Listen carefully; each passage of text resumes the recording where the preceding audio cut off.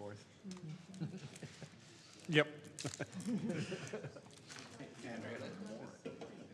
ready? Okay. We'll go ahead and get started. And it looks like Angie will lead us in the Pledge of Allegiance. Or Lauren, is Lauren back?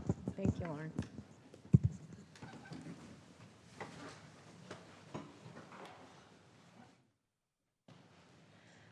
I pledge allegiance to the flag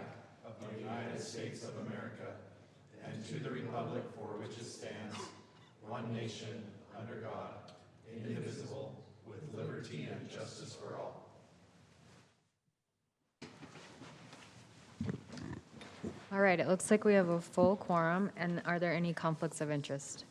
Nope. All right. Approval of minutes for August 20th and September 3rd. I'll make a motion to approve item 3.4. I'll second. All in favor? Aye. Aye.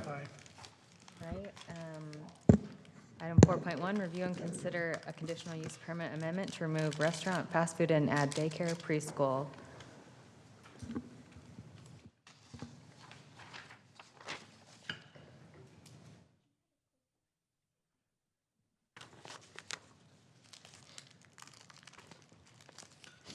Pause for looking for the clicker.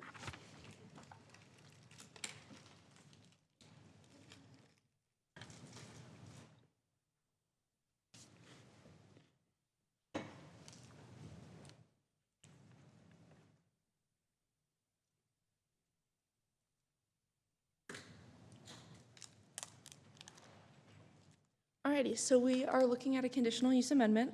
This came probably around a month or so ago to change to some additional uses. So we're going to be switching it up a little bit again. So we are off of 134th. This is a little closer of where we're looking. So next to that Walgreens, just to orient anybody. So this is the previous approval. You can see there are personal services on the right side, and then the coffee shop and prep kitchen mainly on the left side. This is the area that will be changing to a daycare. So this is kind of what we're looking at now overall. So we will be keeping personal instruction and care services within this building, and then the other side will be daycare. So we discussed this a little bit in the work meeting. Engineering doesn't have any concerns. Zoning was concerned about parking to begin with, but we went back through that previous study that came in with the initial conditional use change application. And then that 10% buffer, along with those 51 stalls, will allow for the necessary parking to still be within the 74 stalls in that parking lot.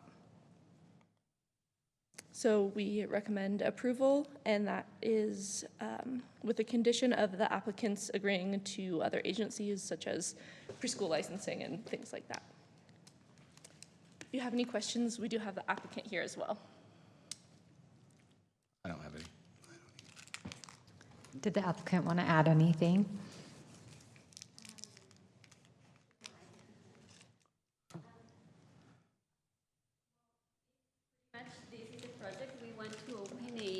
Will you state your name? Sorry. Oh, hi, sorry. Yeah, my name is Judy Murcia. And we are Ginny Bambini Montessori Learning Center, and we are willing to open a preschool with extra care. So we will open from 7 a.m. to 6 p.m., but our drop-off time is from 7 to 8:30, so parents will, they won't come at the same time, all. And we also will have 3 stalls, like separated for those drop-off and pick-up time. After the drop-off and pick-up time, they are gonna go back to regular use. So yes, I think it won't be a issue, the parking lot, because it used to be a daycare before, and it were 140 kids licensed. And we are just going to have half of the building, so we are going to have around 65 to 70 kids maximum. And yes, this is what I have to say. Any questions? Thank you. Thank you. Thank you. Thank you. Okay, do we have a discussion or a motion? I just think we need to say that no employees should park on 134th. That's the only thing I would say. I guess that's just the recommendation. Huh? Recommendation. I was going to put it as a second requirement for that. I guess, can we require that? Do that on a public road? I'm saying no employee parking. I don't know why we can't say that. We've said that for daycares inside homes. I would think it'd be difficult to enforce unless you knew the registration of the cars of the employees. It's like we mentioned before, it's a public road, so we usually allow that for public parking. In a neighborhood where you're doing a home occupation, I think we have a little more teeth there, or it's a conditional use in a commercial area. I don't know that we have. Potentially require on-site, like identify this is employee parking on-site. Like a dedicated parking spots for the employees. I don't know that that's really what I want to do. No. I just I think noticed we wanna before have with the open parking, I don't mind the open parking. I just, last time that daycare started doing that, and that to me is a huge safety concern. Well, I mean, talked about potentially. Which is a role of our job. Guarantee that curbside parking would be available in the future, right? We might maybe see a bike lane, for example, other road improvement that might. My concern with regulating that is for conditional uses, we can stop anything that will create a negative externality where that parking is allowed, if it is employees or if just anybody parks on that street. It is available still, even if you require Yeah. It's more employees just to the, park. So it's not going to mitigate that negative externality, so I don't know that we can do it's that. more the way the striping is in that spot. It makes it taper right there, so it's more of a safety concern. That's all I'm trying to say. So, but that's a city issue, so that's fine. I'm ready to make a motion. I would like to move to approve item 4.1 with staff's one recommendation. Second. Okay, a motion by Adam and a second by Heather. Andy? Yes. Daryl? Yes. Adam? Yes. Heather? Yes. Jackson? Yes. And Brody? Yes. And that passes unanimously. Item 4.2, review and consider a conditional use permit to retrofit and expand a major utility known as Jordan Valley Water Conservancy District. Okay, good evening. This is for our partners that provide all of our water for us, Jordan Valley Water, located kind of in the southeastern part of the city. I drive on Mountain View every day, and I see their facility every day. So this is kind of a close-up of their site map, and I'll go over some of their proposals here. By and large, what they're proposing to do is take their existing facilities. They're not adding anything different or new. They're just creating new facilities for those processes to expand their capacity. This won't, as we mentioned in our meeting before, they're not proposing to bring any more employees or any more people to their site. Again, just expanding and making their site more efficient and safer and, yeah. So the buildings that they're proposing to add are in red. So they have the PAC building, chlorine building, caustic soda building, and then the backwash tank. I'm not exactly sure what any of these buildings do, but the applicant is here, and I'm sure he can go into detail of what all of those provide. So in terms of findings, this is in the A143 zone, so it's a residential zone, and just based off of the staff report and the zone and for conditional use, all of the buildings are essentially compliant with the standards of the zone. We didn't feel like there's any extenuating circumstances to require any mitigating changes to the site or to the use. There is the backwash tank that I think it was 49 feet tall. In the residential areas, we typically only require a height of 35 feet or allow a height of 35 feet. But because it is a silo or a public infrastructure facility, it is exempt from our height requirements.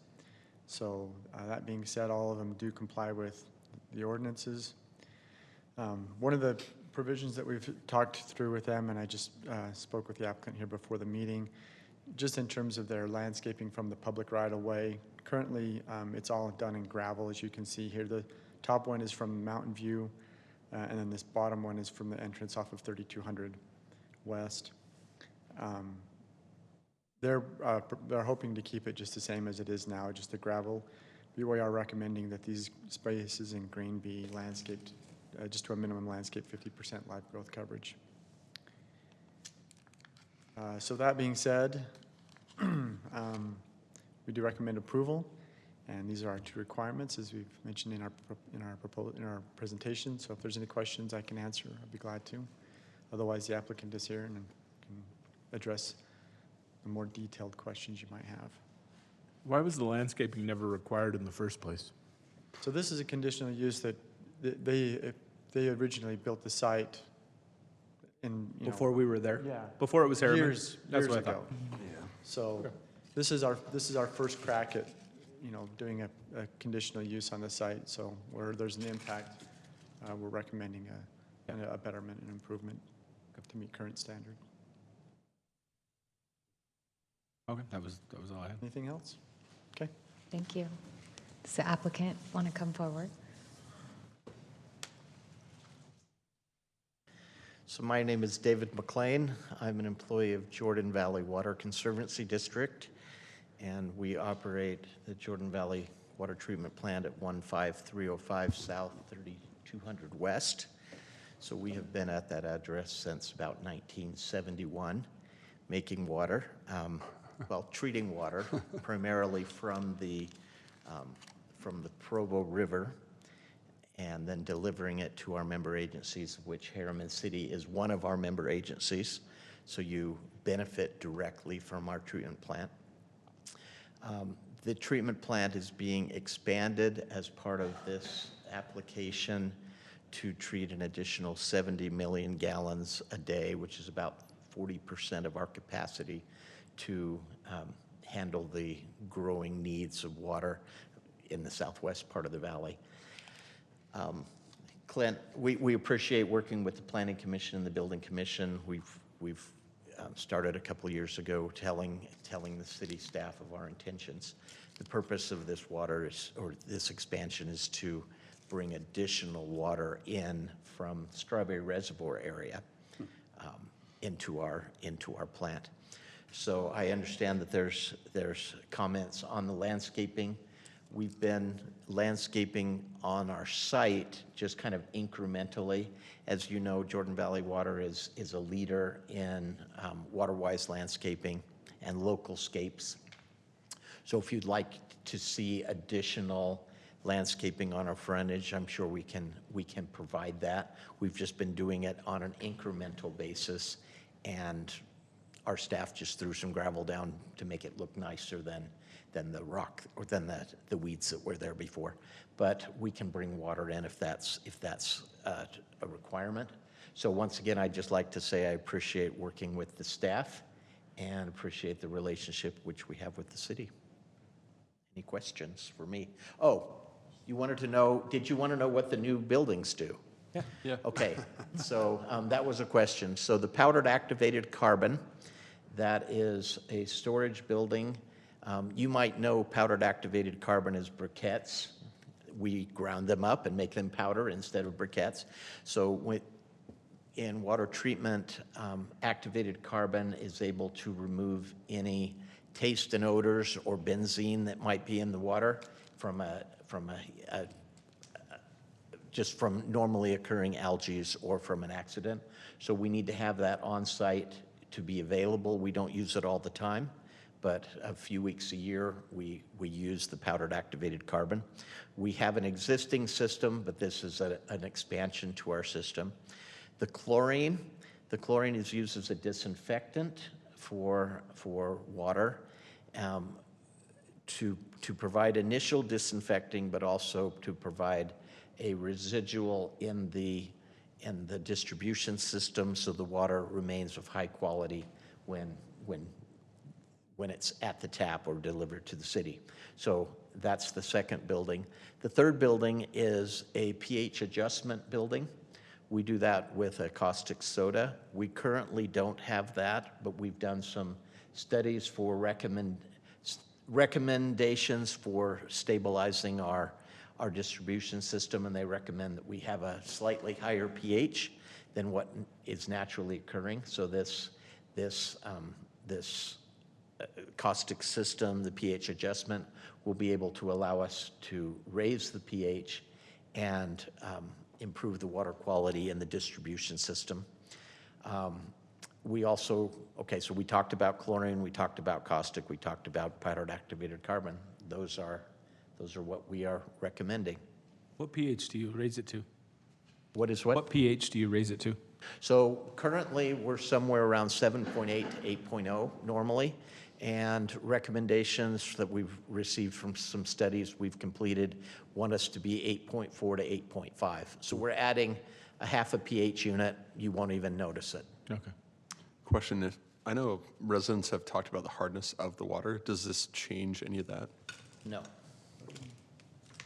Are there any plans to help it?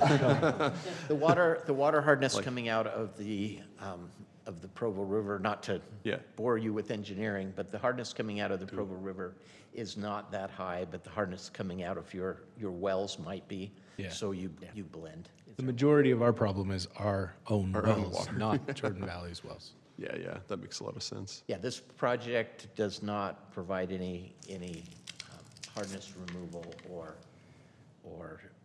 dissolved solids or dissolved salt removal. Are there any things that are added back into the water after it goes through these processes? Added back in, we used to feed fluoride, and starting in May, the legislator said we didn't need to do that anymore, so we turned off our system for fluoride. We do have some other chemicals. We have some polymers that we use. We have a primary disinfectant of a chlorine dioxide system. We also use polyaluminum chloride for a coagulant. None of that is changing. Our system will stay the same. The chlorine system, we're just moving out of the building for safety reasons and to provide additional capacity. The powdered activated carbon we already have, it's just additional capacity. The caustic is new, but none of the other chemicals change. So you won't see a change of water quality associated with this project. Cool, thank you. Thank you. Thank you. No, thank you. Thank you. All right, is there a discussion or a motion? Seeing there's no, I think let's do no problem with these points, yeah. Okay. Yeah. I'll go ahead and make a motion. Go ahead and make a motion to approve item 4.2 with staff's 2 recommendations. I'll second that. All right, so we have a motion by Andy and a second by Jackson. Andy? Yes. Daryl? Yes. Adam? Yes. Heather? Yes. Jackson? Yes. And Brody? Yes. So that passes unanimously. Okay. All right, procedure for a public hearing. The purpose of the public comment policy is to allow citizens to address items on the agenda. Citizens requesting to address the commission will be asked to complete a written comment form and present it to the deputy city recorder. In general, the chair will allow an individual 3 minutes and a spokesperson 5 minutes. And this policy applies to all public hearings. So item 5.1, review and consider a recommendation to amend chapter 10.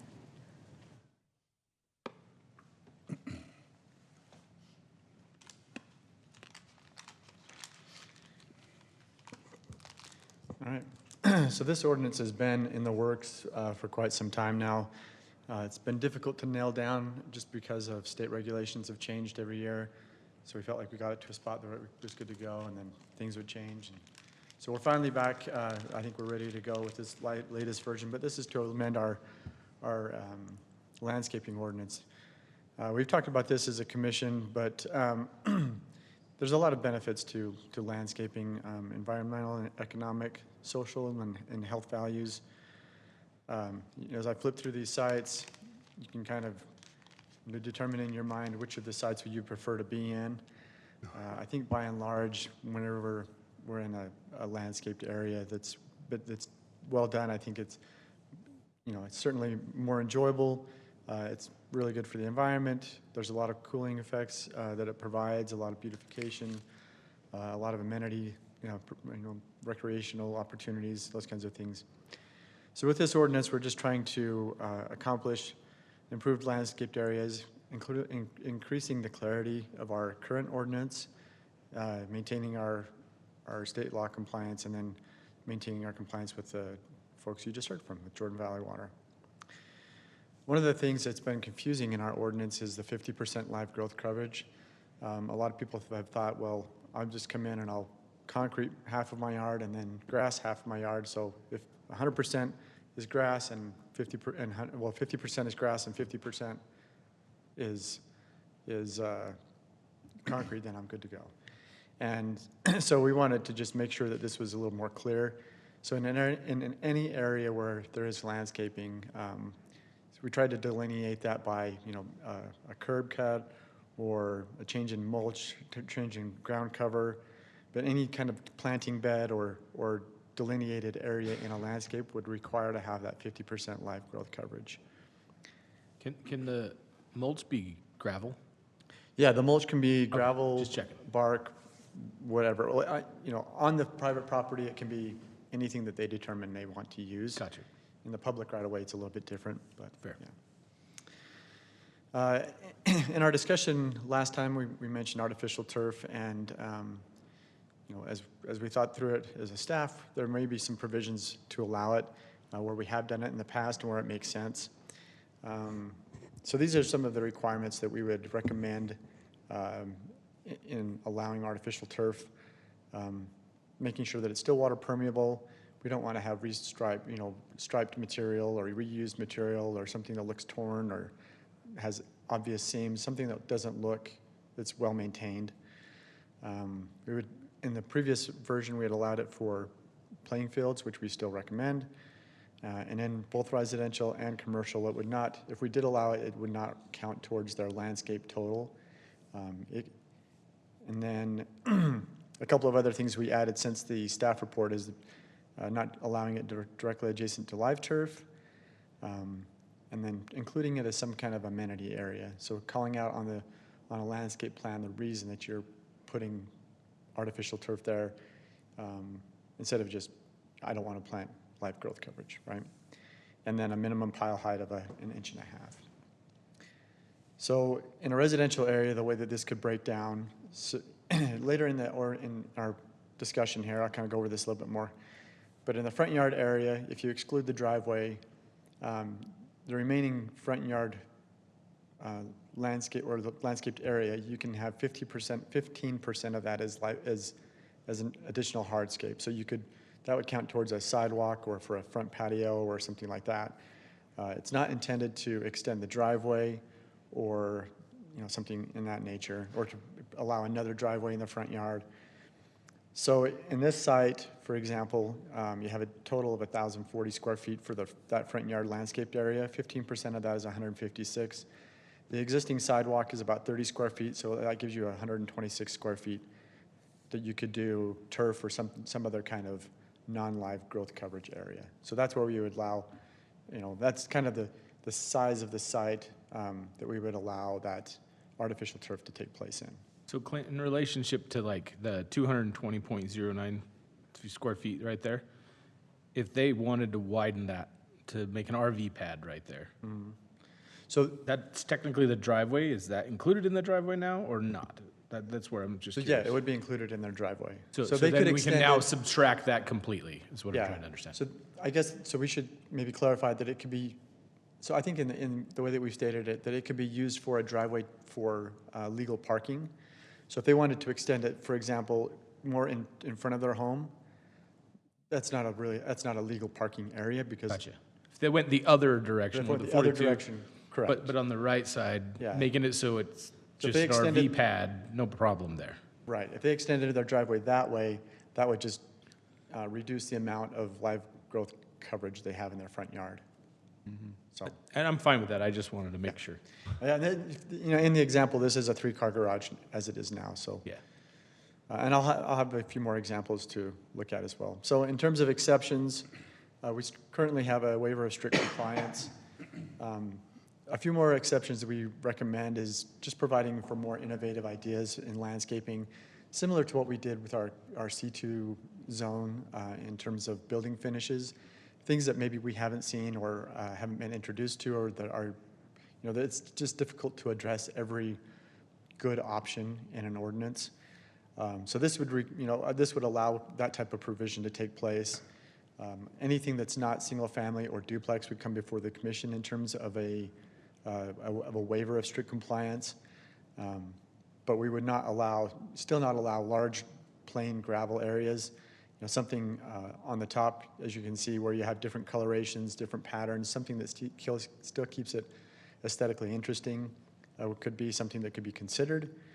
And then at the bottom area where you have a large area, in the ordinance, we're stating that nothing more than, no more than 100 square feet can be non-landscaped, not have any live growth coverage in it.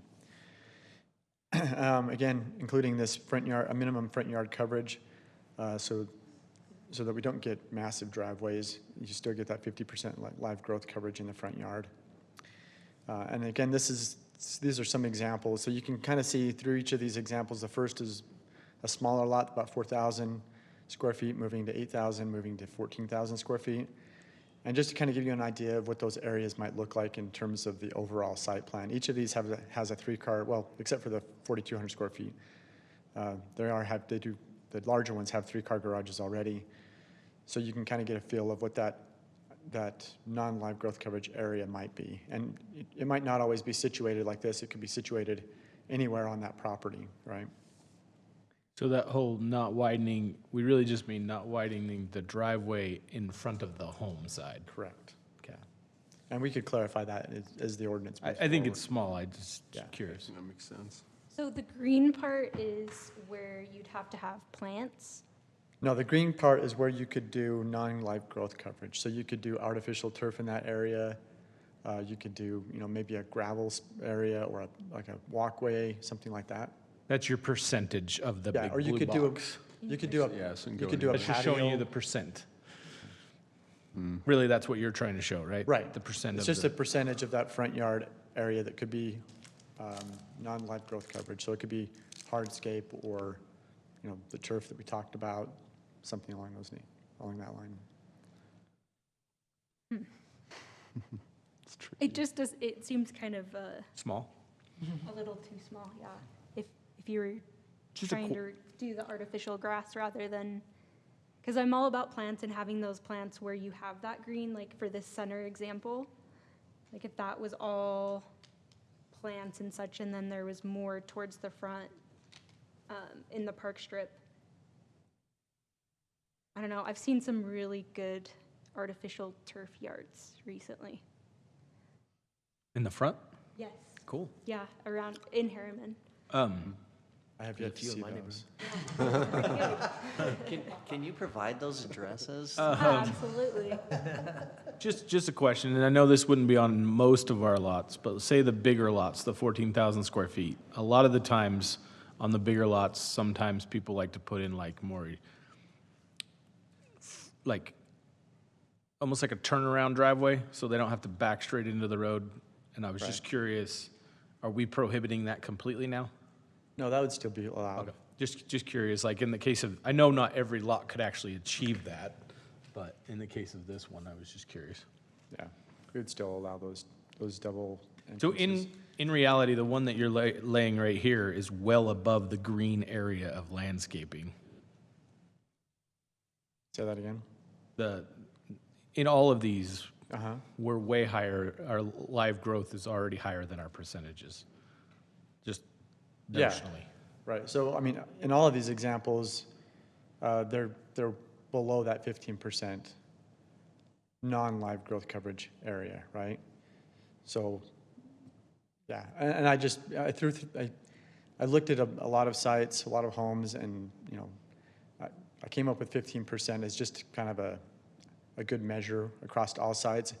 You know, looking at each of these yards, I think that, you know, in each of those areas, you know, that 15% is kind of, it's a good amount, but it's not too much, where it becomes more blight, but something that, you know, people could do something creative in, or, you know, utilize artificial turf. Just for point of reference, we've been looking at some of this biograss that USU has developed that is a low water solution. And if you're using artificial turf actively, you know, in our summer months, you're probably needing to cool that turf down with some water. And they've done a study that shows that if you have to do that, I think, what was it, 120 days a year, you're applying kind of that typical water for cooling effect on artificial turf, you'll actually consume more water than the USU biograss. Now, who's gonna use their front yard that way? Yeah. 120 Yeah. days out of the year? They won't, right? But it's just interesting how we think of these artificial turfs as, oh, it's a no water solution. But if you're gonna play on it, you're gonna probably need to cool it down in those summer months, which means you're gonna have to apply some water to it. I have a small putting green in my backyard, and the day I laid it, I was in shorts and I burned my knees from just doing it. So they are right, it does get really hot. And that was just doing the cutting around it that day. This provision would only be for visible front yard areas, right? If people wanted to do more in their backyard, Doesn't this matter. ordinance would not restrict that. On that turf topic, you put prohibiting directly adjacent to live turf. Can you explain why? Just in terms of aesthetics, I think it would look out of place, not natural. So I mean, if you wanted to do it, I mean, doing like a curb or something like that, you know, some kind of concrete curb or some other Right. kind of barrier to. The reason why I ask is I think about, we had a commercial development come with the idea of, hey, toying with the idea of maybe I'll put a putting green in that detention area. Right. But if you put that, like, let's say towards the bottom of the detention area, and then you have the live grass growing around it as almost like the chipping area onto it, that wouldn't work. So you would have to like ring it with curbing or something, or And it wouldn't have to be like a raised curb. The curb could be flush be with. flush. And remember, we still have the exception, the waiver of strict compliance. So we, Okay. we're So just for trying those to communicate, situations, like, you can here's waive a general standard, Gotcha, but we have a method to address those kind of one-off situations. gotcha. Because I could see where for the majority of the time that does make sense, but I can also see where those exceptions may come in, so that makes sense. One thing that I'm, I guess, kind of with Heather on this is where we're putting artificial turf with hardscapes, and is that too restricted? Is it like 25% seems reasonable versus 15 for like someone to come in and say, hey, we're doing something water-wise, and this is the typical coverage for grass. I was thinking when Clint added the artificial turf being higher pile, Yeah, that's different than the turf we all know and yeah, like the hate. putting green turf. Like the putting green turf is what everybody's trying to avoid. Right. Yeah. And so I wonder if maybe that's where if it's a certain height. Yeah, 'cause I don't want certain putting pile, you know, green- it's 2 inches, nice, lush Yeah, grass, because that's a lot different, because I have some of that also in my putting green, and you can tell the difference, like, yeah, it doesn't get as hot as the thinner. or thin, where it's like, yeah. The putting green side's where it gets real hot.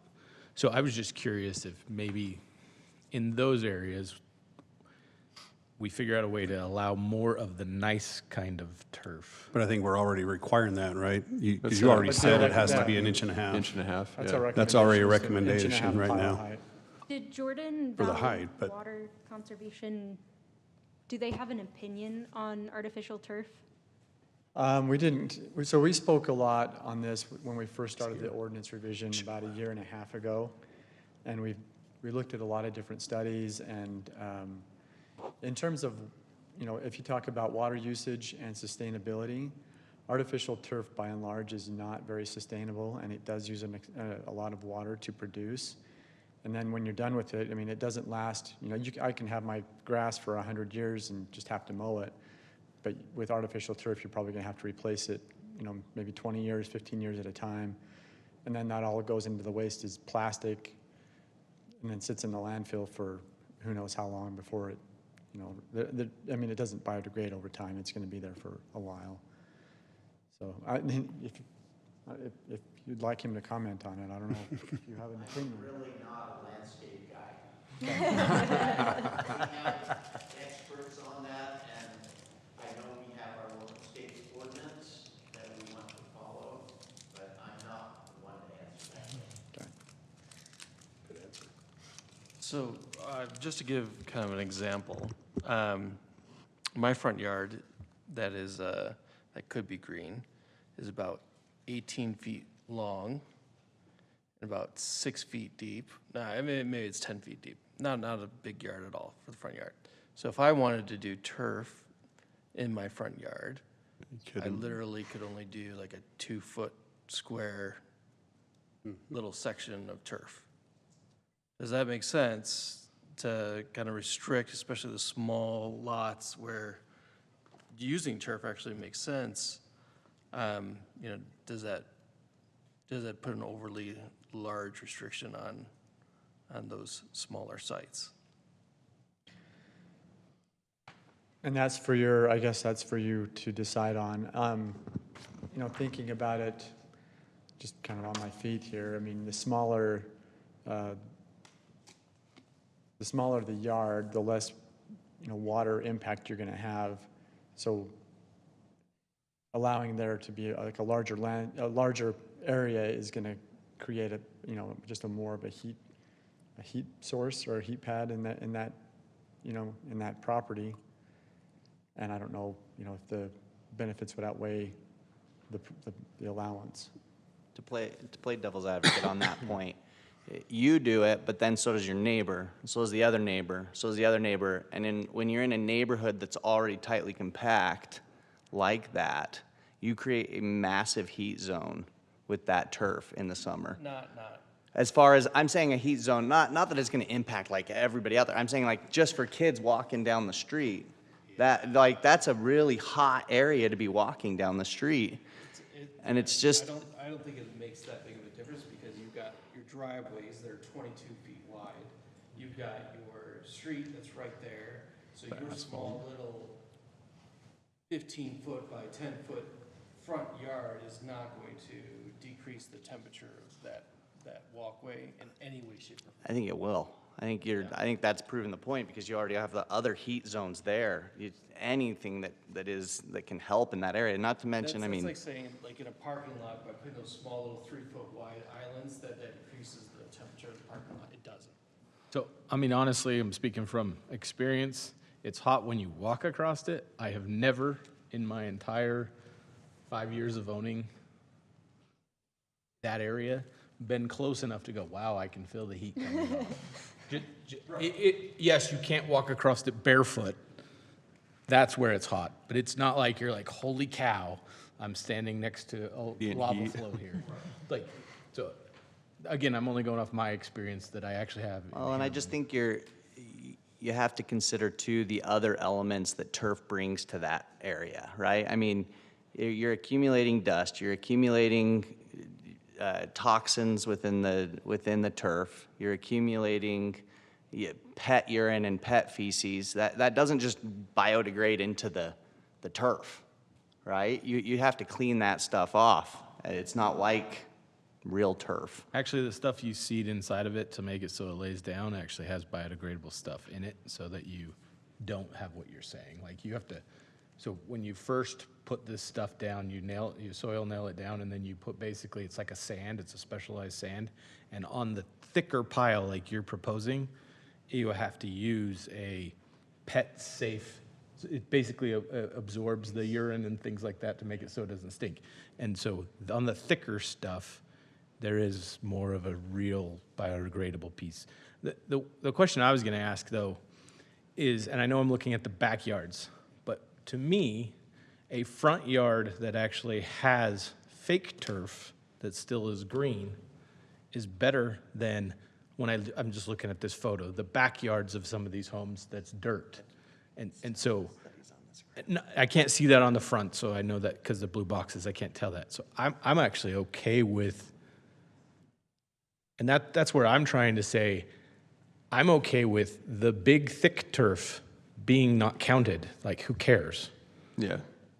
Yes, if you're going to put a putting green in the front yard, then maybe that needs to be limited by your green box.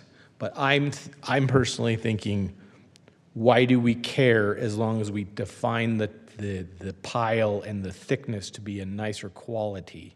Mm-hmm. I'd agree with that. Is that for residential only, or what about businesses, commercial? I like it for commercial too, personally, just because it's like, from a I think maintenance that's- perspective. I think that's up to debate. I mean, we're really not talking about commercial right No, I here. know, but the ordinance is for both, right? Yeah. It's for both. It's So, yeah, applicable these to are the both. conditions that would be for both residential and commercial. So if you wanted the artificial turf to count toward landscape, I would have to change the ordinance as proposed. I'm just saying the thicker stuff I'm actually okay with. But the So- thinner stuff's not even The allowed. thinner stuff is the part that I like saying. But that's not even only in the- allowed How do you by this know the ordinance. quality of the thicker stuff that's getting put in? How do you know it's not going to be some homemade, like, There's a I spec ordered it off of performance. Temu and I'm going to install it myself to save money, and it's thick, it's 1.5 inches. Well, that could be with any landscape materials, though. I mean, there's a spec you can go do it. I did a lot of research a couple years ago on it, but there is a lot of that where there is the grass that looks like real grass, and then there's the putting green side. And so there is a difference, is what I'm trying to say. But right now, the ordinance as written is not allowing the putting green grass. It's only allowing the 1.5 inches. So which I agree, I don't know. I don't know. I'm torn. I go back and forth whether I want to include it or not. I think, I personally like the live in the front. I think what's being proposed here, from my opinion, I think it's I like fine. the live as long It's as fine. it's live, is what I'm trying to say. And so That's a good point. Some people don't maintain it, but You also have to keep in mind that even if you do have turf, it doesn't mean that you don't have other plants and stuff around the turf or integrated with the turf. So a lot of times you have trees that overhang over the turf. I mean, it's not just golf course green. And honestly, that's why I put in my golf course, is because my big tall trees blocked all the grass and it died. I could not keep it alive. So that I could see, that's what I'm trying to say. I could see some flexibility there. Wanted to give an update. You were asking about Jordan Valley Water. They used to allow the installation of artificial turf to be eligible for their credit, for their kind of like their flip their strip or their conversion credits. They don't prohibit artificial turf, but they no longer give an incentive for that. So you can put it in, but they won't give you an incentive for it. Because they said it's kind of contrary to the larger objectives of the water conservation, talking about Sustainability. the water runoff and the carbons that are washing off of the synthetic and then getting into the storm drain and then out to the Great Salt Lake anyway. So they just said it's kind of contrary to their larger efforts of water And that's a good conservation. segue into the questions that I had, Clint. I know that us as a commission have made an issue out of this. Are you hearing from the general public out there that they want this option? I think that More we've and more? heard, we know, I mean, driving around Harriman, it sounds like, and I've driven by several neighborhoods that have, a couple of yards here and there have artificial turf in their front yards. So it's becoming more popular, and you believe the trend will just keep growing, that more and more people will utilize this? I don't know, you know, if the trend is continuing based off of the, you know, the population growth versus the requests that we are getting or seeing. Well, I can see how over the past few years and through the media, we're constantly being bombarded by water conservation and the importance of saving that. So if people are swayed by that argument to put this in, I mean, the average residence, you're showing us 3 homes here.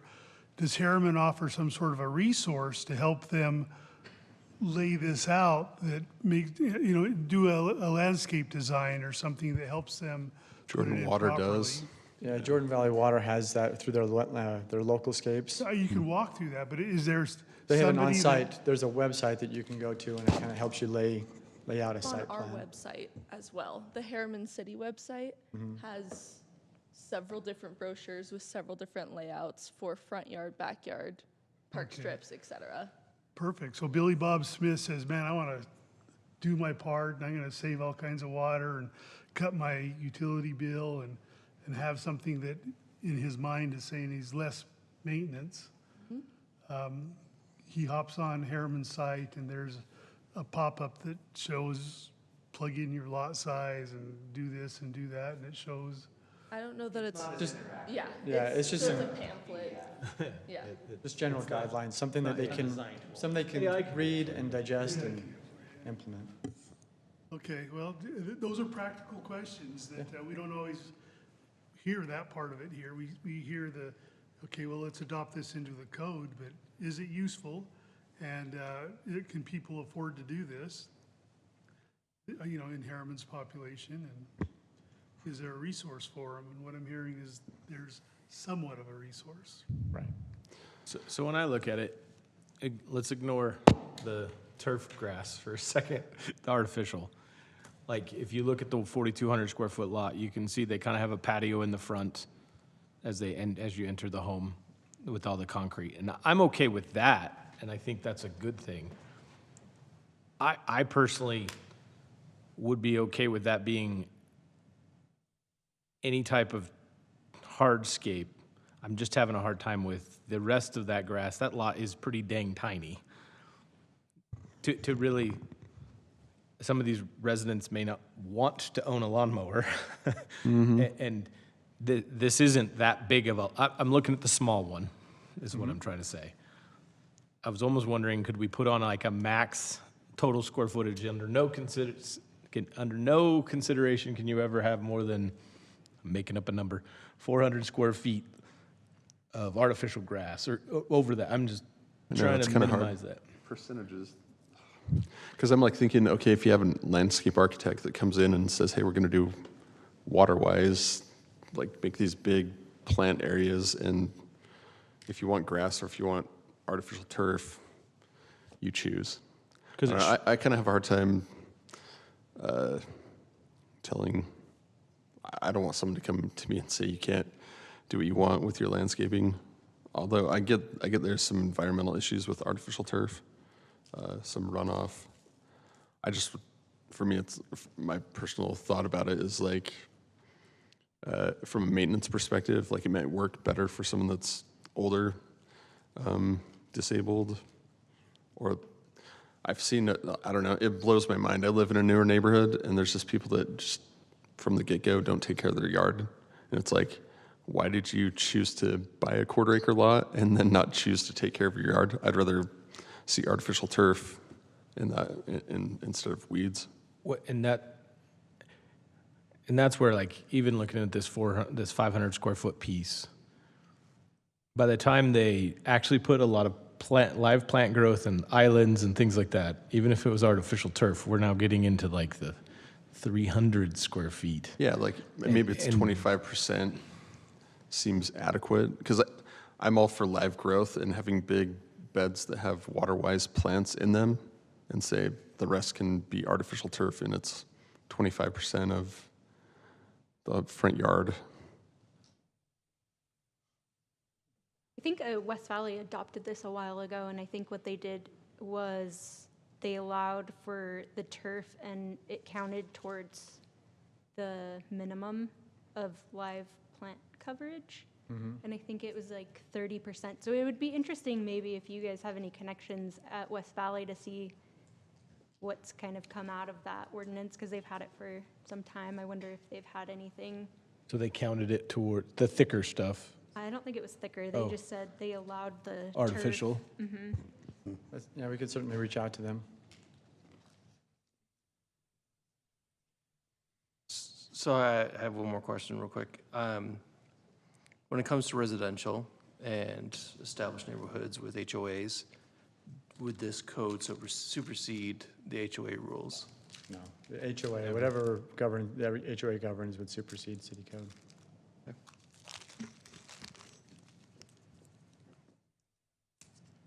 Okay. You can ask more questions. I'm almost done. So, some of the other revisions we did, just in terms of our buffer revisions. So in a landscaped area in an area that's between residential and commercial, we have a 15-foot landscape buffer. Currently, it's 20 feet on center for evergreen trees, and we're recommending to reduce that to 15 feet, provide a little bit better coverage and buffer to the adjacent neighborhood. Something that we've been also including on our plans already is when the Planning Commission adopts a landscape plan, any change to that landscape plan, because nothing is more frustrating for us to go out onto a site, do a final zoning inspection, and see that the landscape plan has not been followed even a little bit, right? Sometimes it's totally different. So any changes to that landscape plan need to be approved by the landscape architect and then city staff as well, to maintain, at least consistency of what was provided at time of Planning Commission. And this would be except for single family and duplexes. They're not required to provide plans with landscape architect stamps. And there's also provision in the state ordinance that we are adopting into our ordinance to protect future homeowners. So, for example, if a contractor or developer builds a home and doesn't install any landscaping, they will be required to provide some kind of notice or evidence to the future homeowner that we're not installing the landscaping. This is the landscaping requirements, and this is your cost that you will incur. So the front yard landscaping has to be installed within 6 months. Given that there's a seasonal flexibility there as well, but just so that homeowner knows that in addition to purchasing the home, they now are responsible for that front yard landscaping. Which is sad. I don't know. That's one thing I really liked. Yeah. Then parking lot landscaping, we currently require a 25 square foot tree, or we allow a 25 square foot tree island. We're trying to get away from that, so we're increasing that, hoping that they'll look for different alternatives to include landscaping in a parking lot. And then requiring 2 trees per island. So if you have an island that's longer than 1 stall, to provide a tree on each end of that. Is there a restriction on like how many stalls that kick this off? How many? Yeah. So in a parking lot that has more than 12 stalls in it, you're required and that's where it gets kind of complicated. But if you have a parking lot that has more than 12 stalls, for every 10 stalls, you're required to have 1 tree island. So if you have 12 stalls, you're going to have 1 tree island in there somewhere to break that up. But if you have like 50 parking stalls, then for every 10 stalls in that parking lot, you'll have to have an island. Yeah. That makes sense? It makes sense. I know. That's current standard. That's just what. Yeah. It's just hard because parking is expensive. Yeah. That's actually more. And we've seen some. That's more what you see. developer friendly than other cities. I've seen a lot of them where it's every 7 stalls you have to, instead of every, 12. instead of 10, yeah. Okay. Good Yeah, to have know. you guys seen the cars at Winco where they drive over and get stuck in the, where a tree should be in their parking lot? Because it's too small. Yeah, they're Yeah, tiny. they can't see it, Yeah, and so Winco, they they're drive they're onto tiny. it. They're really tiny. The baby ones, yeah. Yeah. So just in a follow-up as well from the last time we met in our work session meetings, going through House Bill 368, there are some provisions that allow a city to hold up a C of O for residential or non-residential, but only in instances where they're required to put in public, landscaping in a public right-of-way. So in a park strip or something similar to that nature. So that we've adopted that into the ordinance as well. So in terms of considerations, we're just looking at the overall objectives of the city. Is it harmonious with what's already happening in the city, where we already have water efficient design standards adopted? We feel like this is just continuing in that direction. And are there adverse effects of the proposed ordinance? Is this going to harm anybody? This is from our general plan, just talks about encouraging property owners to provide beautification to the city, being harmonious with the natural environment. For that reason, we do recommend the ordinance proposed as it is, but if there's any changes, as we've discussed, you're welcome to make that in a motion. If you do make a motion today, I would just recommend that you include all of staff's current proposals shown in the presentation today, moving forward. So are there any other questions about the ordinance that I can address right now? Thank you. Okay, great. Okay, so I think there's a public hearing, so we'll go ahead and open that at this time. And seeing no one here, motion to close. So moved. Second. A motion by Adam, a second by Heather. All in favor? Aye. Aye. All right, and then discussion or motion. I think my biggest thing is I feel like the people that put in artificial turf are trying to, use landscaping plan and going above and beyond. It's not like artificial turf is a lot more expensive than just putting in grass. So, I mean, I'm with Heather. The ones that I've seen look like there's a plan, just not, I'm putting in artificial turf because I don't want any maintenance or grass. It's like, I like what we have as far as 50% of live growth. I think that does a lot.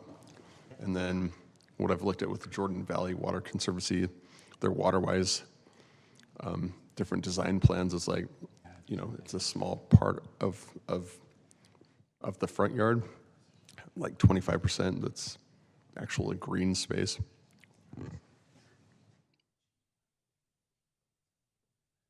Yep, I feel the same way, Brody. I think it gives people more options. I highly doubt we're gonna have a whole street of people doing artificial turf. But I think it's important to have those options for people. But obviously we don't want it to be just one big piece of turf and no live plants. We definitely want to see a combination of both of those things. I'd agree, Heather. It's kind of ironic, though. We live in a desert and we're trying to make it look like a oasis.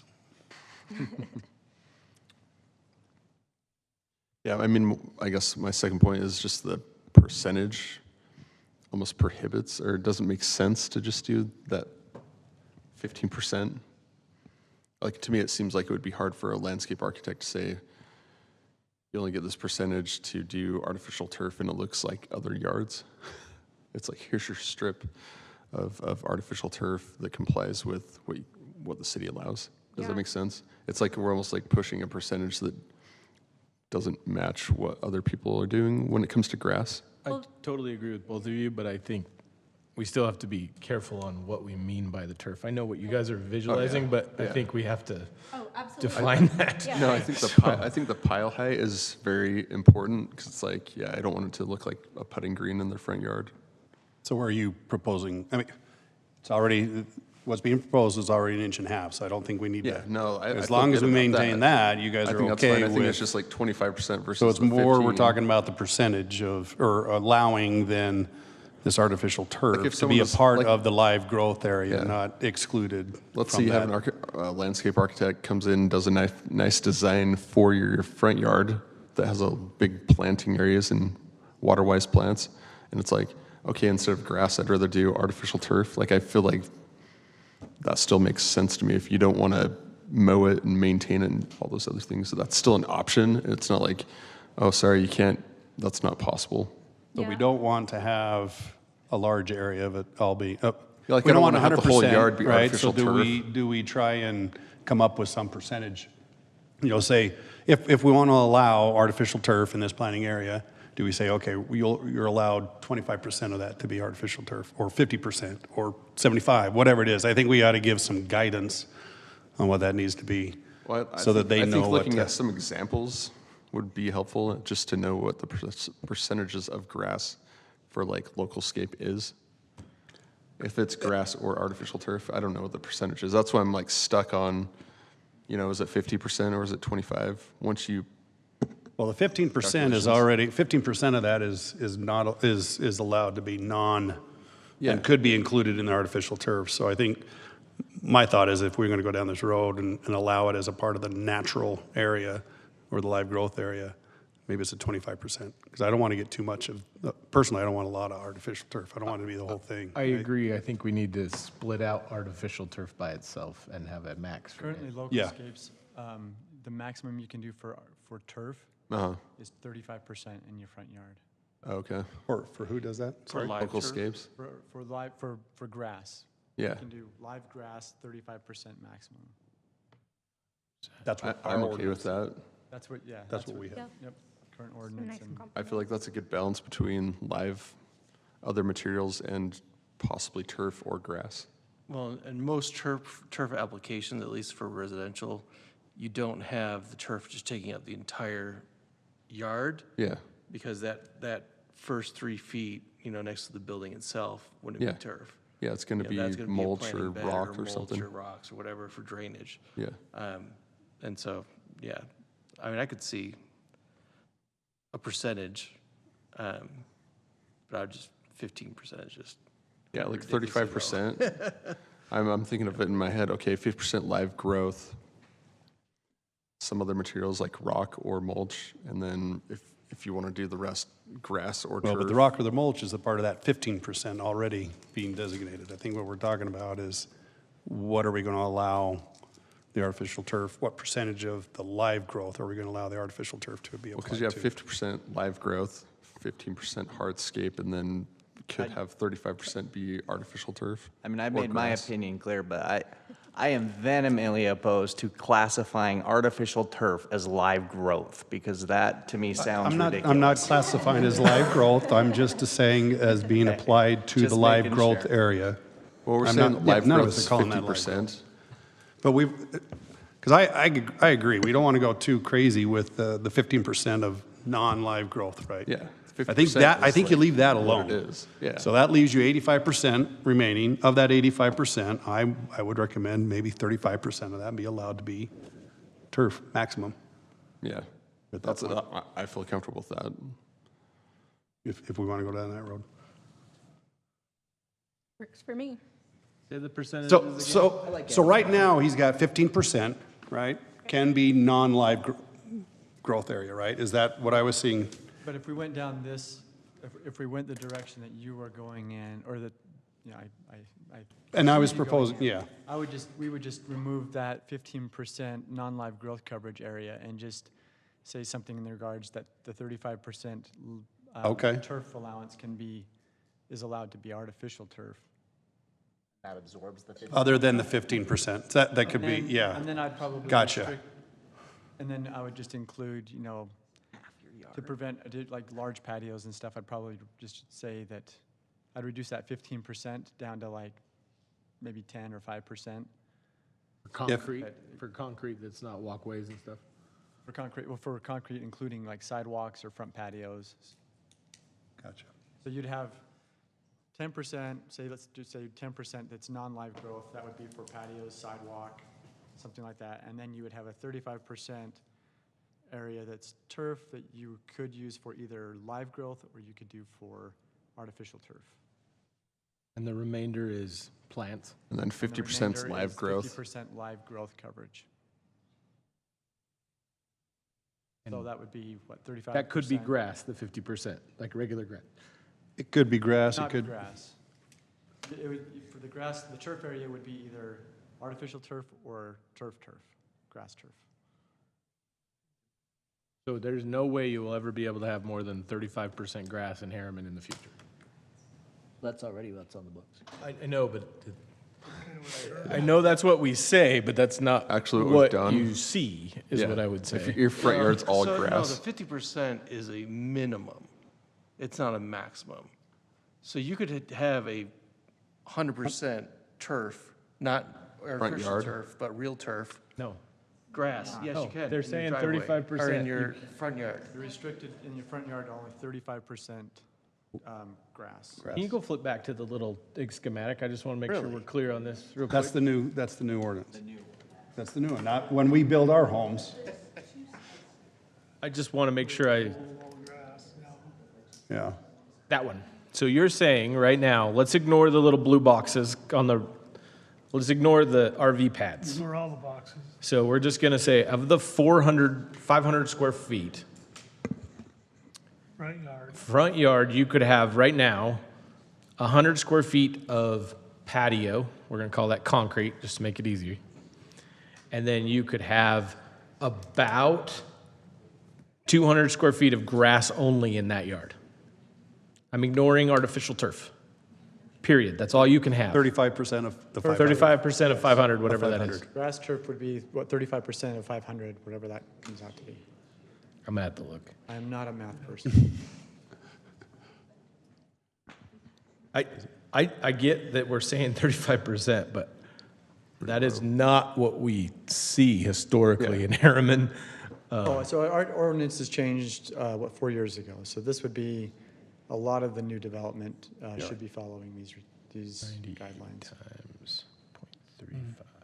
How much? So only 175 square feet of the 500 of the 500 grass. is grass. is grass. So that's going to be on a fairly small parcel, 400, so on this 4,000 square foot lot, the total front yard landscaping is 655 square feet.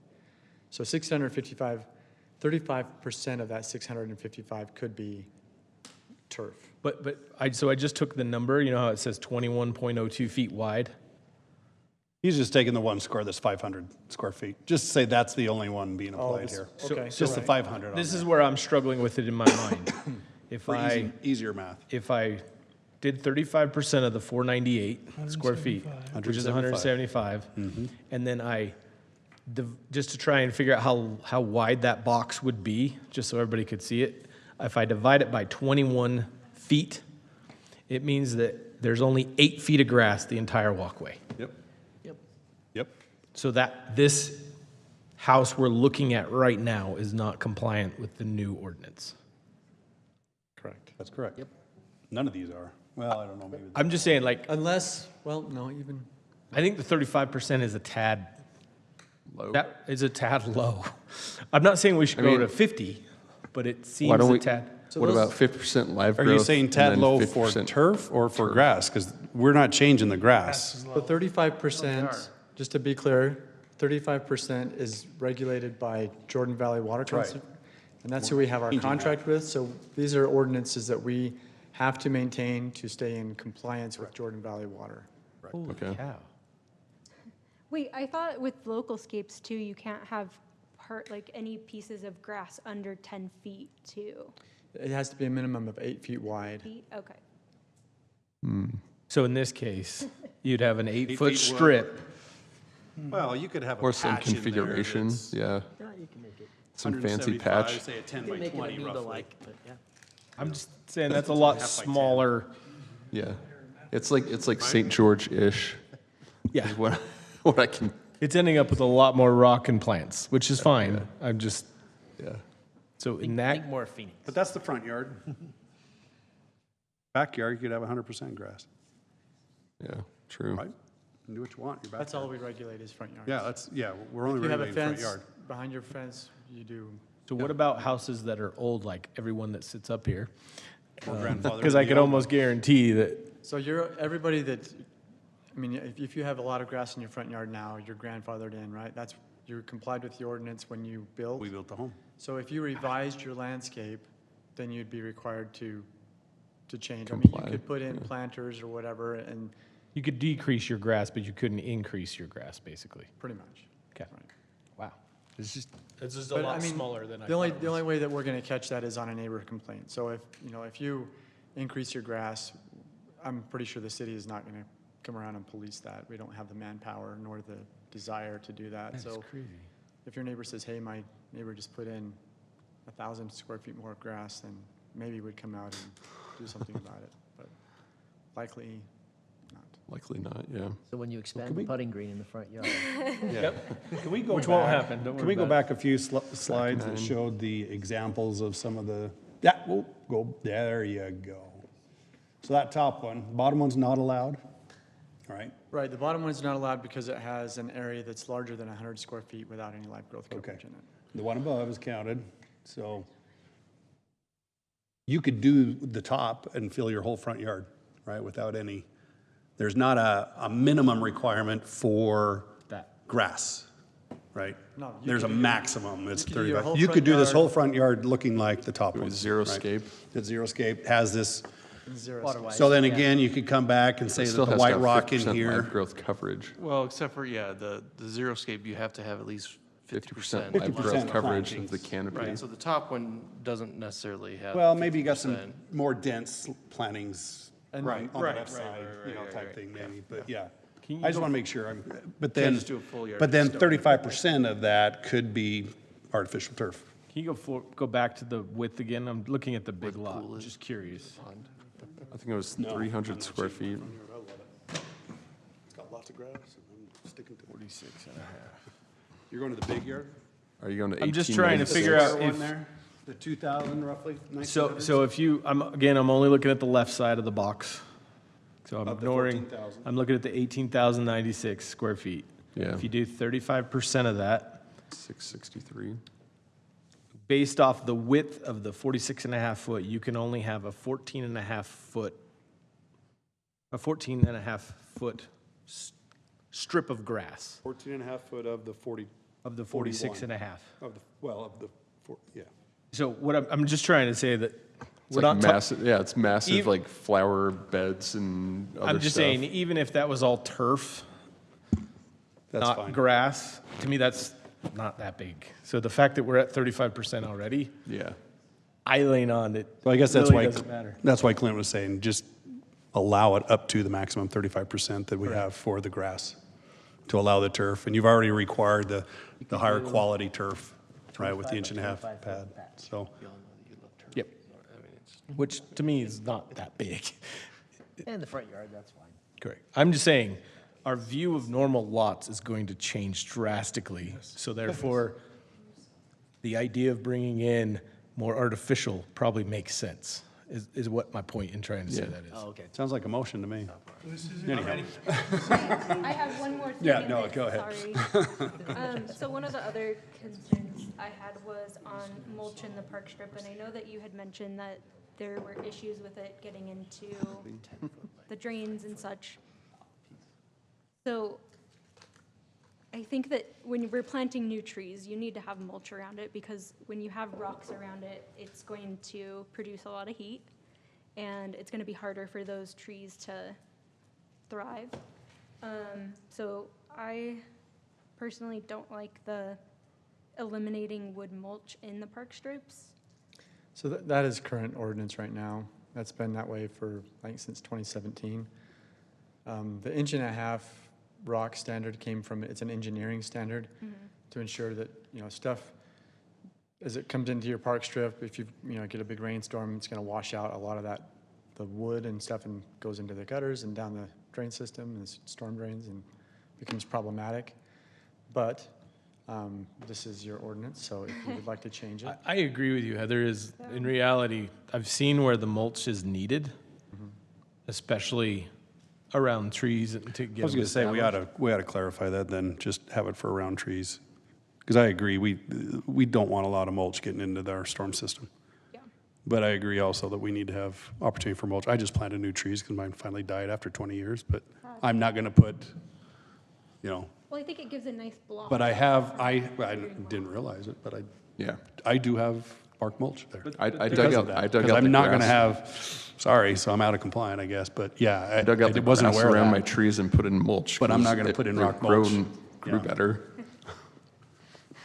So I think we could add that as a second recommendation as well, so. Is that a motion? Is that what I'm hearing? I'm ready. Ready to get out of here? I mean, as long as we're requiring like a thicker mulch, like I get the pretty thick, big mulch. I also just think it all depends on, yes, if you're having the curb here and you're putting mulch above here, we got a Yeah. problem. Yeah. But if it's the other Yeah, you need to have direction, your- we don't have as much a problem, so. Yeah, you That gotta sounds be good. able to contain the mulch within the So- park strip, I think is the main point there. Quick follow-up, Mike has talked with the city arborist, and it is a requirement to provide wood mulch around a new tree. Okay. So that's already allowed. Okay. And I'm not sure to what extent you can do that, but Adam, you got that? It's already allowed, so we don't have to change anything. You're no longer a criminal. I'm no longer a criminal, that's I good. personally just don't think we should care about mulch, but I know we don't want it in the storm drain, but that's a different topic. Okay, We've kind of danced around this all night. Let's let's do it. Yeah. make a decision. Can we go to the slide with the recommendations so I could figure out, unless Andy's gonna do it, because I heard him say he's ready. let's see. So I mean, I don't have an overall slide. So these text in blue are things that I've added since the staff report. Let's go, sorry, real quick, go back to the I turf think again. I can do it. Because I think everything on here we agree with, right? Minimum pile height, right? We just have That's to. good. You just need to increase the allowance increase for it the to be up allowable to 35%. To be the same as the grass. Turf or artificial Turf turf? or, Just in terms of clarification, 35%. for commercial areas, do we want to consider artificial turf as part of their required landscaping totals? So if we say a commercial site has to have 15% live growth coverage, 15? 50 or 15? in a C2, it's 15, Oh, 15, excuse me. yeah. 15's, Could they use artificial turf in those required landscaped areas to meet the live growth standard? I don't think so. I don't think Or are so. we still I don't- talking I don't about think so. allowing it in commercial areas, but not not allowing counting it towards to the go live. towards their But live not growth counting coverage towards area? I- Correct, I- the second one. Yes, I agree. yeah, because you got 15%, you got to maintain that live growth. Yeah. If they want to do something else with the other 85%, and part of that being turf, go for it. I agree. Did we all agree on the may not be directly adjacent to live turf? Yes. I think that's Because fine. if they want a variance to that, they'll, again, the example that was used is going to be more in a commercial or a large residential. They'll come to us for a variance at that point. Well, I mean, We don't want them to do that in, commercial. well, commercial, any of them. Personally, Because I I don't. wouldn't care if I have turf and then she has grass, like. Oh, why you does mean it an care? adjacent property? Yeah. But you could have a curb between. But you 'cause got to you're have gonna a curb You're gonna between have, it. You're going to have to delineate it. I don't think they're going to mesh very gotcha. well. if you, It's like if you have artificial Yes. turf, you have to have a delineation, because You have to have otherwise it will fall away. You Yeah, have it's to not have a going to curb. function. Okay, It's not thank going to you. function. Yep. All right. You want to do it? Or you want me to? Paper, rock, Either way. scissors. Go for it. All right. I would like to make a recommendation of approval of item 5.1 with all of staff's recommendations and what was presented here, with a change to allow the requirement for 35% of turf to be allowed for, or of live grass to be allowed for artificial turf. For residential only. For residential only, thank you. I'll second that. Okay, so we have a motion by Andy, a second by Adam. Brody? Yes. Jackson? Yes. Heather? Yes. Adam? Yes. Daryl? Yes. And Andy? Yes. All right, so that passes unanimously. I'm kidding. That was cause for effect. I got it, so. All right, 5.2, review and consider a recommendation to amend the Harriman City General Plan.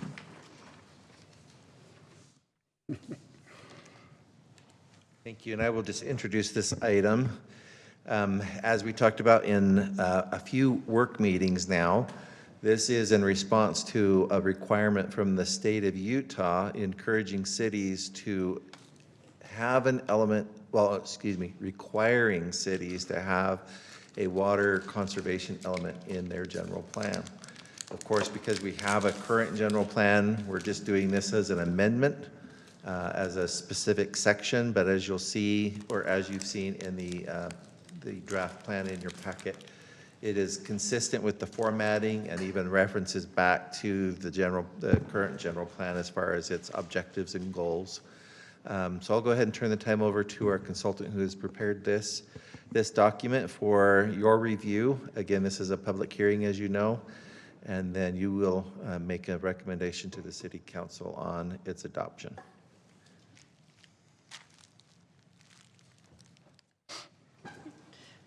Great. Thanks, everybody. Great to be here. And we'll just do a very quick overview of some highlights of the water use and preservation element.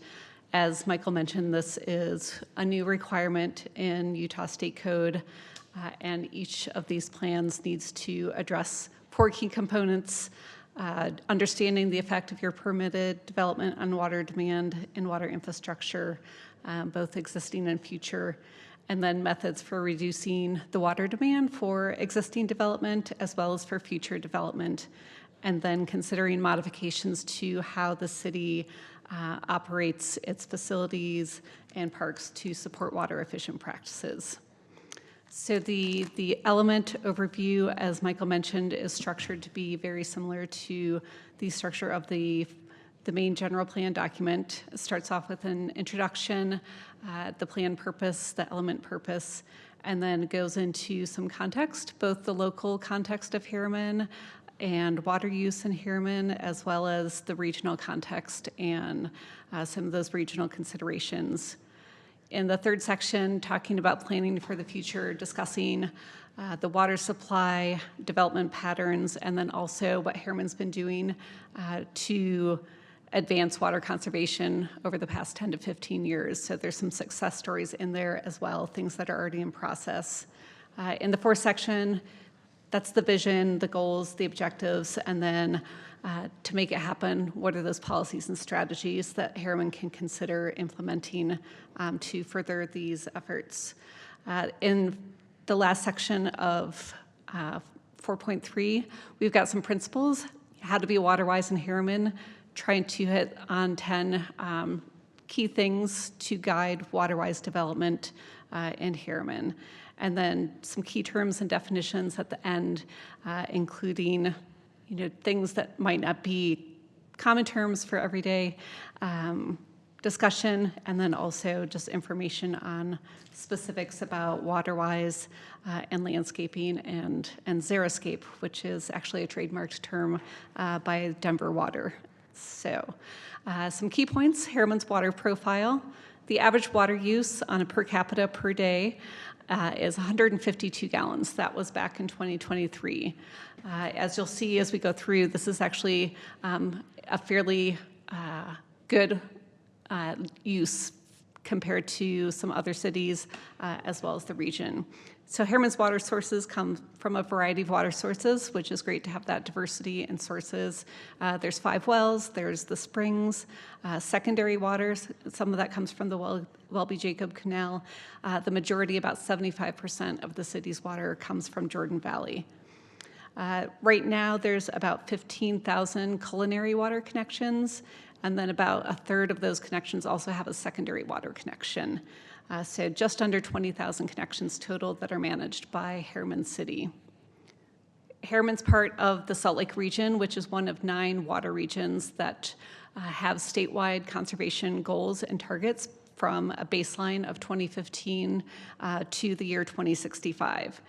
The Salt Lake region of the 9 has the lowest average use right now, 210 gallons per day. And this is just a comparison of Harriman's local conservation goals compared to the regional goals from the baseline and what those goals are in reduction to the year 2030, year 2040, and then that year 2065 goal. So you already said we're at 152. We right? are already Is at that 152. So we're already Yeah, so below the right 2040 now, ahead of the game. Sometimes those individual years vary quite a bit based on whether it's a heavy drought year or not. So sometimes using a 5-year rolling average is a better indication of how the city is progressing. But right now, Harriman is ahead of the game. So some of the things that we've highlighted in the plan are those actions that are already being done. So on the city side, there's rain sensors that are installed in the city park sprinkling systems, reduced watering in a lot of those public places and park strips, and then annual water audits to understand how much water is being spent at different places. From a land use planning perspective, the city has been making open space acquisitions, which are helping to support water conservation by retaining those open space areas that typically don't require supplemental irrigation.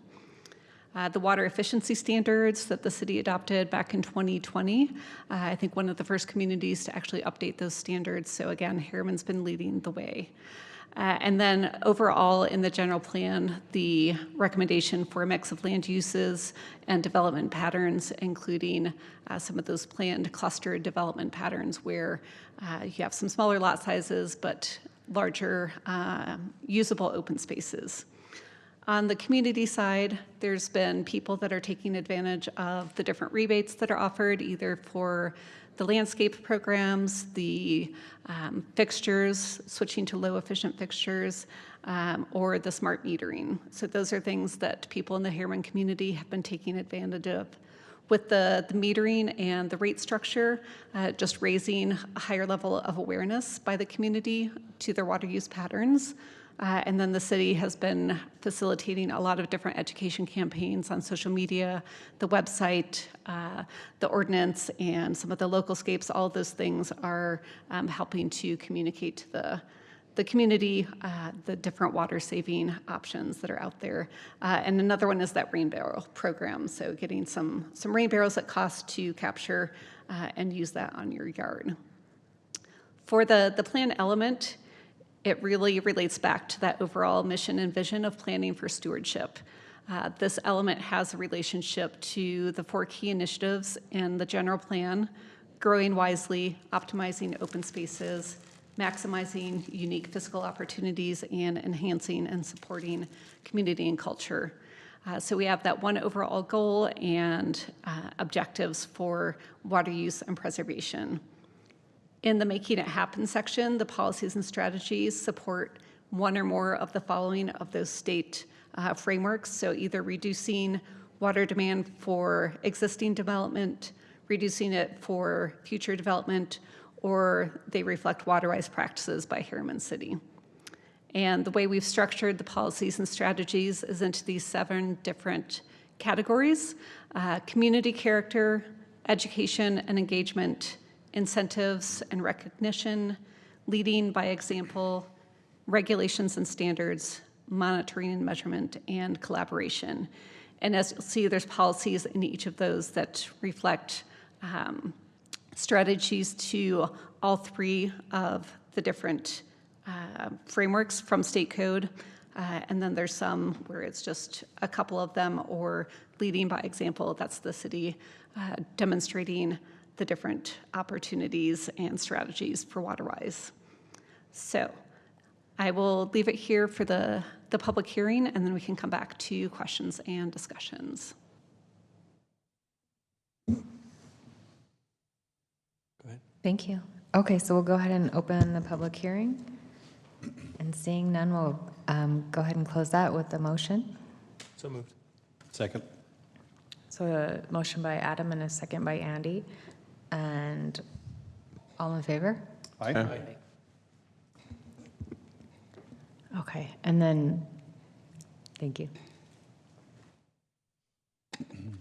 Okay. Now it's time for us to ask you questions. You're done with the presentation, is that what you're saying? That Oh, was okay. it. All right. Michael said to keep it brief, because you've all read every single page. But if there's any questions on the content, any of the data, or if there's discussion on any of the recommendations, that's what we want to talk about. I know that there's some different images that might be swapped out to reflect better case studies or examples that are being done, especially with those success stories. And then just to confirm that most of the data that we reference, whether it's population projections or the water connections, are referring to the city's water master plan and water conservation plan for consistency in those numbers, because sometimes the data with population and projections can vary a little bit, but we're just trying to maintain consistency with the other water-related plans. And the gallons per day estimate includes all the parks and everything like that, correct? The total water demand divided by our population is how you got to the gallons per day usage? Yes, yeah. We just have a lot of parks. I was just interested in that. We do have a lot of parks, and I think that was one of the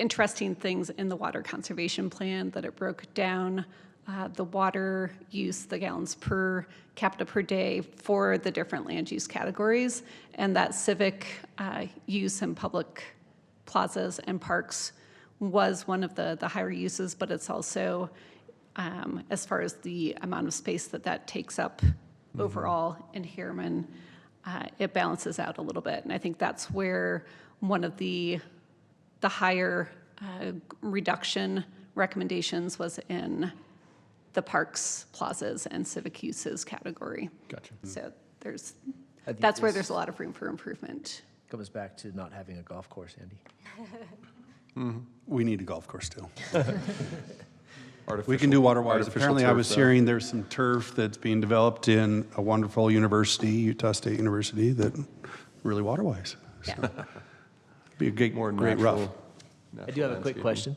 So Yes. this seems to be very similar to what you've presented earlier. Was there any differences from what you presented earlier? There's more detail that we included in the plan element, and I think one of the bigger additions was that WaterWise Harriman section, 10 principles to guide WaterWise development, whether it's the land use practices or the landscaping,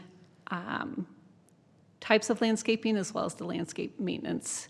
And that's one of the key things in that section about, it's usually not the turf itself. There's WaterWise turf options out there, and turf can be a very durable ground cover, but it's the watering Kentucky practices bluegrass. that are out of balance.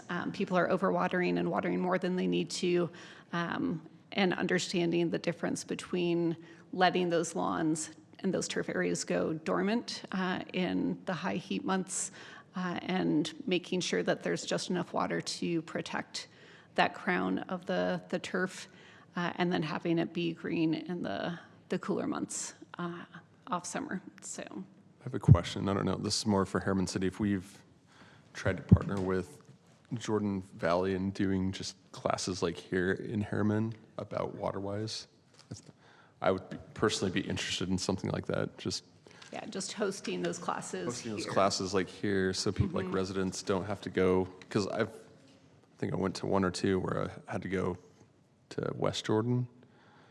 Yeah. I think we had them at one point Oh, because do I we? came to one at Harriman City. And they also have online classes. Yeah, like that's what I looked into as well. Because I think for me personally, I care about my grass. I like landscaping a lot. I like taking care of it. I don't want to overwater my lawn, but I think people are shocked how little amount of water they actually need to put on their lawn versus what they do. Yeah. Or even the way you water, right? Like I know I had the Jordan Valley guys come out one time, the summer interns, and Yeah. put little frisbees out everywhere for Yeah. your yard, and they tell you, don't water every day, water more infrequent than that, so your roots get deeper, and then you have to water less. It's just general training of that kind of stuff that people don't know. I'm always I have one on my phone where I can just change my water, so it's super easy. It's like, okay, now I'm going to switch it to every 3 days or 5 days, and I'm doing that. But I think a lot of people just set it for every other day. Forget it. Until September, October, and don't change it.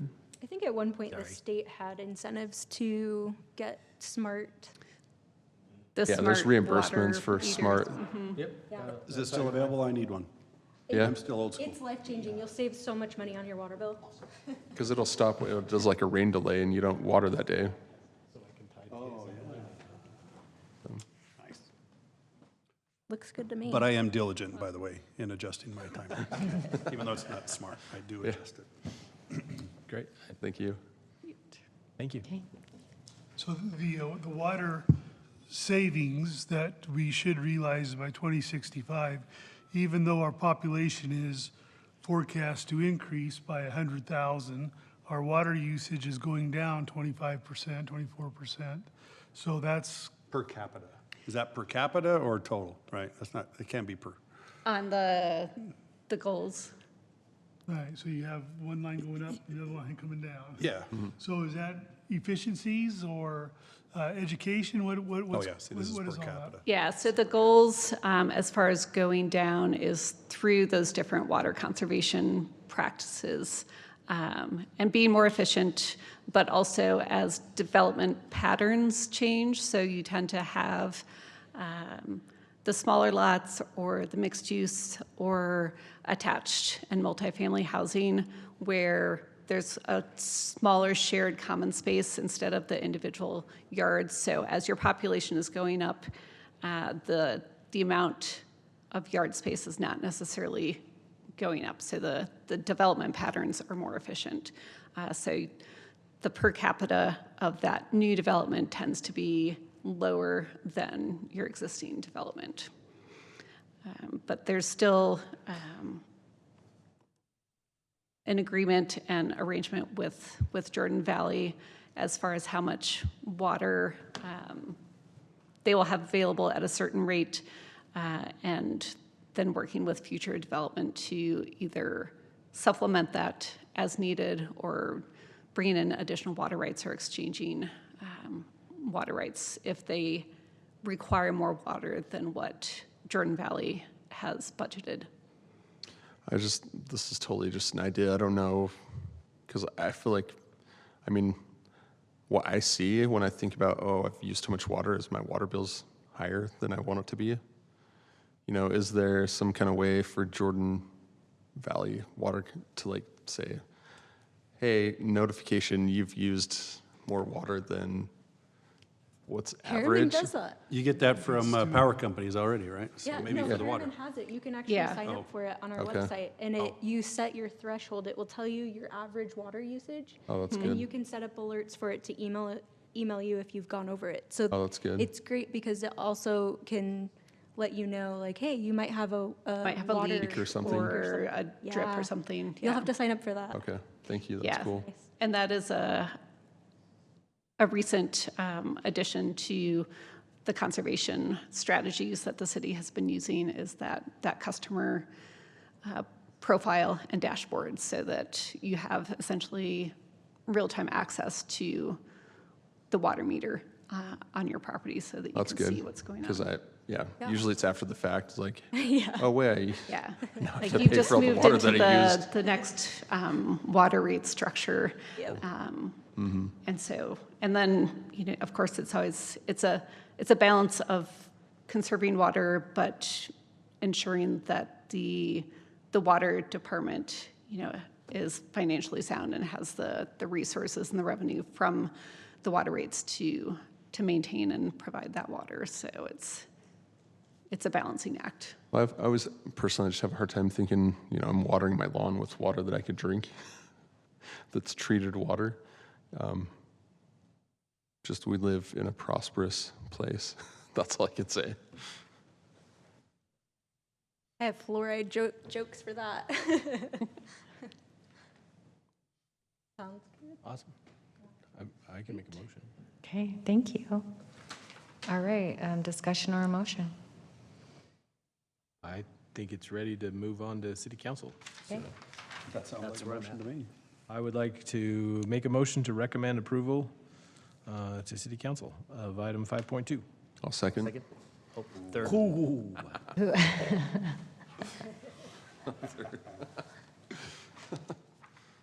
we go with Brody on that one? Okay, so Adam made the motion, Brody's second.